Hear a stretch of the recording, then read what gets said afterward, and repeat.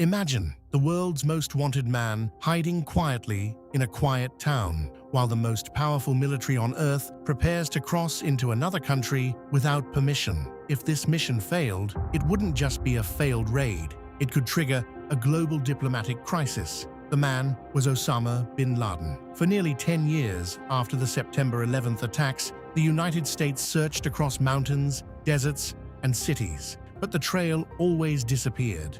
Until one small clue appeared. A mysterious courier linked to bin Laden was quietly tracked by analysts from the Central Intelligence Agency. For months, they followed him carefully, and eventually, he led them to a strange compound in Abbottabad, Pakistan. The house looked unusual. Tall walls, barbed wire on top, no phone lines, no internet connection. Even stranger, the people living inside never threw their trash outside. They burned it. Someone inside clearly did not want to be seen.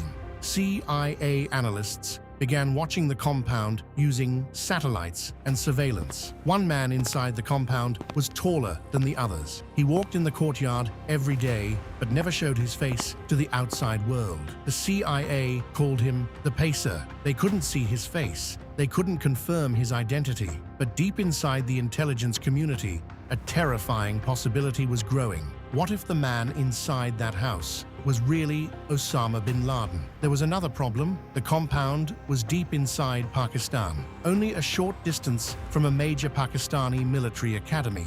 If the United States launched a military raid there without telling Pakistan, it could be seen as a violation of sovereignty, a dangerous one. Inside the White House, intense meetings began. Advisors presented different options to the President, Barack Obama. One idea was to bomb the compound from the air. Another option was to do nothing and keep watching. But bombing the house could destroy the evidence, and doing nothing could mean losing the target forever. There was one final option: a secret night raid. A small team from United States Navy SEALs would secretly fly into Pakistan, capture or kill bin Laden, and leave before anyone could react. But the risks were enormous. If Pakistan's military detected the helicopters, American commandos could be surrounded. If the mission failed, the world might see it as an act of aggression. Despite the danger, the decision was made. The mission would go forward. On the night of May 1st, 2011, two stealth helicopters lifted off from Afghanistan.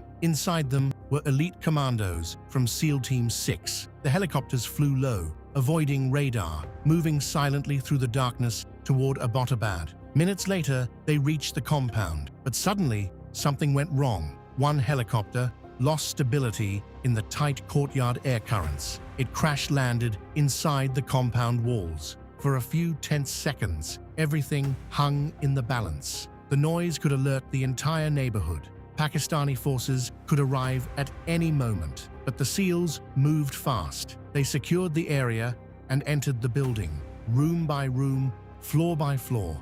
They climbed through the dark house. Every doorway could hide danger. Every second increased the risk of discovery. Finally, the team reached the third floor, and there they encountered the man they had spent a decade searching for. Within minutes, it was over. The team quickly collected computers, hard drives, and documents that could reveal future threats. Meanwhile, outside the compound, the crashed helicopter had to be destroyed to protect its secret technology. Explosives were placed. The wreckage was blown apart. Soon, another helicopter arrived to extract the team.